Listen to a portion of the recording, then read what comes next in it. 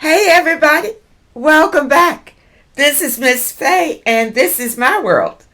Okay, today we're going to talk about the mama's boy. Is your man a mama's boy? Okay, now before we dig in, I want to say welcome. Welcome to all of the new viewers and welcome to all of the new subscribers. I really appreciate you being here. And I hope that these messages will be of help to you in your life. Today's message was inspired by one of the letters that came in asking about the mama's boy. Okay, so let's talk about this. First, what is a mama's boy? A mama's boy has been described several different ways. One way is that the mother who doesn't have a husband or a life partner around, she treats the son as if he were her spouse. Okay?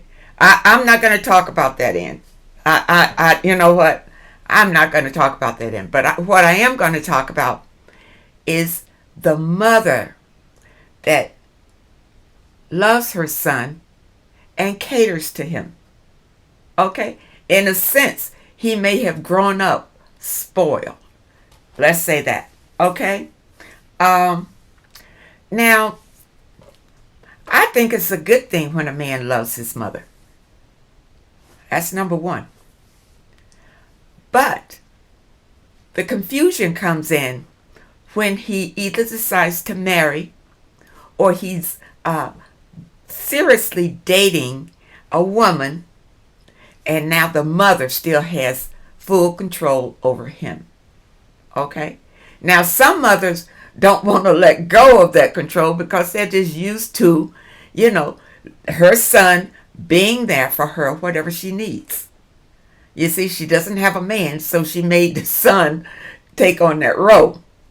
And, it happens. It happens. It's a lot of women out here that don't have spouses, and they feel like that they are not capable of doing a job that a man usually does, so they ask the son to do it. Okay? And they will depend on the son to be there for them, to do things for them. Okay? Now, where do you fit into this? My advice to you is to get closer to that mother. That's my advice. I tell you why. If you get close to the mother, she will advocate for you instead of against you. You understand? Because the mother, she needs to care for you like a daughter. You understand? And then she will protect you. And then she will embrace the union. And you won't have all of the difficulties that you're going to have if you fight her. If you're in his face talking about, you're always going to your mother and then she knows everything. You are destroying this relationship if you do that. If you do that. If this man is that close to his mother, your best bet is to be close to his mother too. That's right. You go over there and spend time with her. And be there for her. And embrace her like as if you were her daughter. You see? And then she will be there for you. She will not fight against you. She will not be telling him things against you. You understand? It's a losing battle if you're with a boy that's that close to his mother. And I say boy. I say mama's boy. Because when he's mature, he knows he should cling to his wife and not to his mother. You see? But since he's still a boy, a grown boy, he can't let go of those strings, those apron strings from his mother. He's probably relied on his mother for a lot of things. And she has probably been there for him through a lot of tough times. And he is not about to turn his back on his mother. And you don't really want him to turn his back on his mother. You just want him to be open to what you have to say. You understand? And to work out your issues together. And not to run off to his mother with every difficulty to see what she has to say about it. You understand? This is what you want. And spending more time with him and getting even closer to him will help with that. Because he needs to know that he can fully trust you like he trusts his mother. You understand? He has total trust for her. He's beginning to see if he can totally trust you in all aspects of his life. Now, I'm sure that you knew he was a mama's boy even when you dated him. I know you saw signs. And if you married him, you knew what you were getting into. But see, you probably figured that when you married him, he would cut his mother off and be with you. Totally. Don't have anything to do, something to do with his mother, but not relying on her every word before he makes a move. You want your man, to trust you like that. You want him to rely on you like that. You want him to have open conversations with you about any of his concerns. You understand? That's why you're there. You're not just there to lay with him. And some men think that's what you're there for. You see, a mama's boy, because his mother has taken so good care of him. So good care of him. Some women are just not up to speed with that. You understand?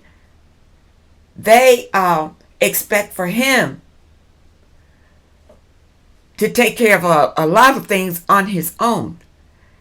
And because he's relied on his mother to do a number of things for him, unless you pick up the slack, he's going to continue to go to his mother for that. Because that's what he's used to. You understand? Now, another way that you can probably kind of loosen the tie with his mother is if you move states away from his mother. Then he can't just run off to us. He can call on the phone, which is not the same as running over there to her house and whatever. There are some men, I'm telling you, they run to their mother's house at dinner time. Because maybe their wives don't want to cook every day or don't want to do what every day. They don't want to do what the mother did for him. They want him to be different. But listen, ladies, you married him this way. Now you want him to be a totally different animal. You married him this way, and this is the way he is. And he is going to be this way with his mother as long as his mother lives. But that doesn't mean that he can't give the same love that he gives to his mother to you. It's that you would need to be more tolerant and more patient with him and love him. Don't criticize his mother ever. Don't do that. That is a mistake. That's a mistake. If she does something that you don't agree with, it's probably better if you kept it to yourself, unless you went directly to the mother and said it. And be careful of that too. I knew this young couple. They got married. And I don't know if the mother was on board of the marriage in the beginning or what. But anyway, he was very close to his mother. And he was the type of man that anytime he had any disagreement with his wife, he would go discuss it with his mother. Now, the mother, of course, the mother is going to protect her son and shoot blame to the wife, no matter what happens. You see, this is an issue. This is an issue. And I'm going to talk to the mothers right here. If you have a son that, you kind of spoiled him, you love him to death, and you would do anything for him. Understand? And he may be viewed as a mama's boy. If your son decides to get married, or he finds a serious girlfriend, mothers, back off. Back off. And allow him to adjust to being a grown-up in his new situation. Mothers, sometimes it's difficult. When he comes to you crying about something, send him home to work it out. Send him back to the person he's with to work it out. You can give him some advice, but I would not try to take control of his situation because he'll never learn. He'll never learn. And some mothers don't care if he does learn, because some mothers don't care for the woman that he's chosen. You see? And if that's the case, the mother is going to make sure that that woman gets hell to pay. Just because she's in the situation, the mother doesn't like you. The mother doesn't like you. That's why I say, if you feel that in a situation, get closer to the mother. Bake a pie and take it over there to her. People like that kind of thing. Or flowers. You understand? Take her a bouquet of flowers. You want to soften the mother up so she can get on your side. You understand? To hold your relationship together. And I'm talking this way because I assume that you love this man and you want to stay with him. If that's the case, you're going to have to play the game that's in play. And the game that's in play is that his mother is there and she's not going anywhere. Get her on your side. Make her your friend, and she will advocate for you. Now, that was one of the letters, and I hope that advice helps you with that issue. Now, I want to try to go through a few of these letters because they're coming in, and I appreciate it. I really do. So, let's look at this one. This one is about a narcissist. Okay, here we go. Is it possible to be a covert narcissist and not cheat? No. Narcissist, number one, the covert is undercover. And he's probably not only cheating with women, he's probably cheating with men too. You understand? Being covert means just like the down low man, he's secret about whatever he does. So you might not know, you may not have seen him cheating, but you feel it in your gut. See, you got to go with your intuition on a lot of these things, because your intuition is your spiritual guide, so that you can avoid a lot of pitfalls in your life. But you got to listen to it. Okay, let's see what else she says. I recently divorced what I think was a covert narc husband. The divorce wasn't because of cheating, and there were no flying monkeys. There probably were, which are usually his friends and family, that kind of thing. He's a recluse. An introvert who looks down upon people. He gaslights, manipulates, and blames me for everything wrong. That's typical of a narcissist. That's typical. He's not there to make you happy. He's there for supply. And when he can make you feel bad, that's supply. That's more supply. Okay? Let's see. My reasons for divorcing him was his disagreeing style, hidden below the belt, saying hurtful things that you can't take back, never apologizing, and also not a provider, only contributor when he would work. Oh my gosh.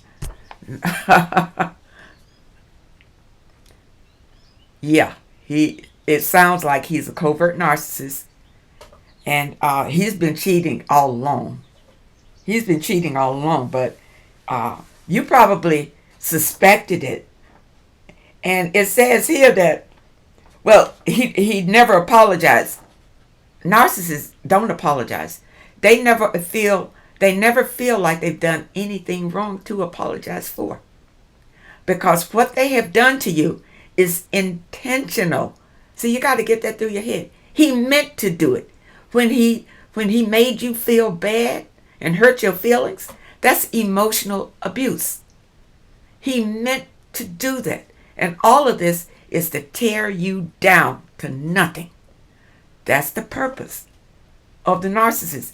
He is possessed. He or she possessed by an evil spirit. And that evil spirit is out to destroy you. Now, I'm now having the worst time trying to co-parent with him by phone. I live in the U.S. It's awful. I'm miserable and he's not even providing. Let me see. She lives in the U.S. and I think, and he lives in London and she lives in the U.S. And he's not paying child support for your 12-year-old son. Okay, let me talk on this. Now, you've already had your son, and hopefully, you really don't need his support, his financial support. You know, when we have children, we are groomed to feel like, we absolutely need the other spouse's support with the child. And by law, the spouse is supposed to support the child, whether it's a spouse or whatever, but the other parent is supposed to support the child, the two parents. But a lot of times, men won't. Men won't. Many of them have never bonded with the children that they've had. So they don't really feel responsible for them. That's why they run from child support. They don't feel responsible for these kids. They never bonded with them. And some men never wanted them in the first place. You understand? Women, if you have children, you position yourself to financially support your own children. Now, if the man will support his children, that's fantastic. That's fantastic. But if you sit around waiting for a man to support his children, your life will be miserable. You'll be running back and forth to court trying to get that little bit of money. It's crazy. I'm going to tell you a story. When I was raising my kids, I had 3 boys, and from my first marriage, and my first marriage didn't work. Didn't work out. It just didn't work. Now, my people say, you get child support for those kids. Go get child support for those kids. You need child support. So after a while, I reluctantly did that because I didn't want to get with the court system and all of that. But they kept telling me. So, okay. Now, this was years ago. Okay. This was before the courts really went after the men. So I go down to the court, spend all day down there, filling out papers and whatever. And when we finally got to the mediators, they said to me, he's got to live. And the judgment came in that he would pay $66 a month for 3 kids. That's right. Now that came from the court. You understand? So all right. I let that go. I didn't pay any attention to it. And believe me, I never got the $66. So I don't know what happened there. But what I did, I started working on myself to make a life for me and my kids. I did not rely on that little money to support my kids. That wouldn't even support me. You understand? That wouldn't even support me. So you are not the only one in a situation where the man is not providing for your son. I had 3 sons and he didn't provide. But let me tell you, I raised my boys on my own and raised them to be upstanding, respectful men. And you can do it too. Don't stop your life worrying about what this man is going to do. You should be glad that you're not with this man. He's a narcissist. And don't ever take him back. I don't care what he says. I don't care if he comes and he says, oh, he changed and he gonna take care of you and his son and all. No. Don't ever take him back. As a matter of fact, check out my video. Don't ever go back to the narcissist. And that will be helpful for you. Okay? All right. We're going to try to get through one more of these letters. I think I should read this one. And this one is about letting go of toxic relatives.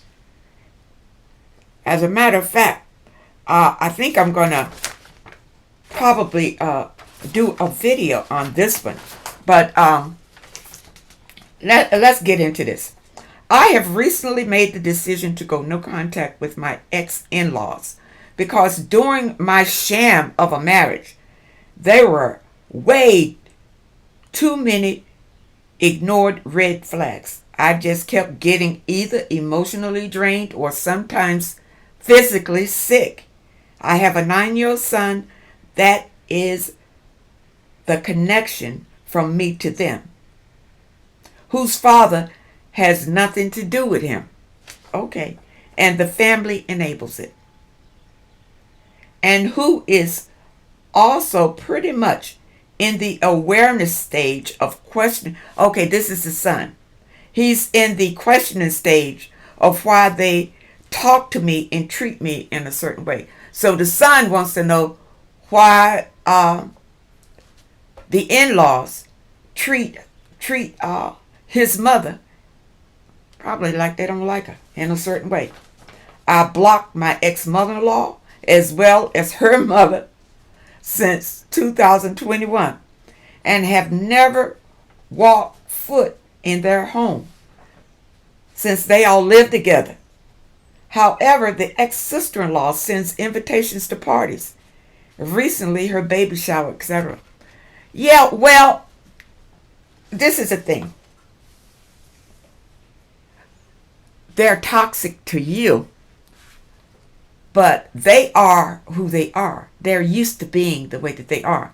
And a lot of times when people live in toxicity and are raised in this kind of environment, they don't realize that it's toxic. They just think that's the way it's supposed to be because they don't know anything different. You understand? So she's still inviting you because they don't understand what's wrong with you. Why are you acting this way? You understand? But let's see here. How can I get them to understand that I no longer want to be a part of their life? Do you think I need to spell it out for them by sending them a message, letting them know I'm not interested in being part of their family anymore? Or continue to ignore their requests of me until they move on? Well, this is what I think. If you come right out and tell them they'll know, they will know. If you don't say anything, they will assume things about you. You understand? Now, if it's best for you to write a letter, sit down and write a letter. But write the letter in a way that not to attack them, but to bring to the surface some things that you disagree with. You understand? And your concerns. You see, and if your letter is not full of blame, then they will read the whole letter and maybe empathize with your feelings. You understand? You need to be very skillful in your approach, because these are your in-laws and your son wants to be with them. And he doesn't understand the confusion between the two of you. And his dad, doesn't have anything to do with him. So his only connection to his dad is probably through the in-laws. You understand? So if you don't want to be bothered with these people anymore, but your son probably will, and you shouldn't stop that. If he wants to be involved with them, allow him to go over and visit or be with them or whatever. But you need to sit down with your son and explain to him, after you've written them the letter, that there are some things that that you don't agree with that happens in the other family. Be straight with him, and then he will know. And then when he goes over there and they're saying things detrimental about you, your son already knows the situation. You understand? And then he won't be affected by it the way that he would if you didn't say anything to him. You just let it be. You just let the only voice he hears is their voice. Understand? You need to sit down with your son and talk to him. What age you say? He's 9 years old? Talk to him like a 9-year-old. You don't have to talk to him like a grown-up. Talk to him on his level. And explain to him without blame and without shaming them, or talking bad about his father and things like that. Because this can be a problem for you down the line if you don't handle this with gloves on. You want to take your time with this, but you can sit down, compose a letter, and send it off to them so they know that you really, don't agree with some things that have happened with them or whatever. Just explain yourself without blame. You understand? Now, when I say without blame, let me clarify. You don't want to say, because you said this and you said that, and why did you treat me like this? Don't go there. Talk about the issue at hand. You understand? Because you're trying to find a comfortable place for your son. He's the most important one. And he's going to want to go over there and be with them. And you want him to be comfortable when he does that. In your son's mind, that's his only connection to his father, whether his father is doing anything for him or not. You see? So I hope that this advice helps you. Because when children are involved in a situation like this, it can be very touch and go. You don't want your son to turn against you. That's why be careful what you put in the letter. Understand? Because what you write, when you write things down, it's there. It's there. You understand? And you need to mean what you say, but say it in a way that people can digest it. They can accept it. You understand? And they can understand. And who knows? They may come back and apologize to you and try to be better people. You see, some toxic people don't understand that they're toxic at all. They're just used to being what they are. You see, that toxicity may have been in their family for generations. You don't know. You don't know. So I hope that it helps your situation. And I'm going to try to get through these letters as they come in. So if you have a question that you'd like for me to answer, send it to MissFaye'sWorld@hotmail.com. Okay? And if it's an answer that I think that can help others, I will answer it on the air.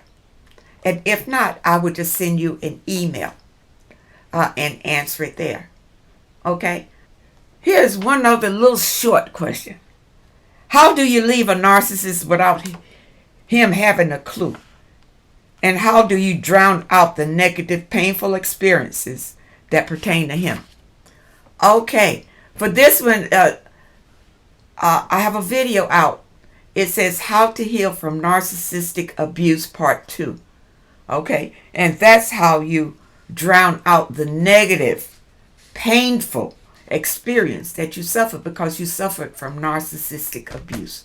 So look for my video, How to Heal from Narcissistic Abuse Part 2. I have a Part 1, and that was one of my earlier videos. It's still a good video. You can watch both of them if you like. Okay, it's just the Part 2 is an upgraded one. Okay, now I'm going to end it here. I think I've chatted long enough. But I hope that this message can help someone. We started off with, is your man a mama's boy? You see? And if he is, I hope my advice helps you. So I'm going to wish you all well. Keep those comments coming. I absolutely love them. I look forward to reading them. Every evening I just sit down and read your comments, and I respond to those that I'm able. Okay? And thank you so much for those of you who leave a donation. I appreciate it so very much. And your donations really help the channel to grow. So, people, I wish you well. I love you all. Love yourself. And follow your intuition. It's your spiritual guide in this life. So take care of yourself, and I hope to see you next time.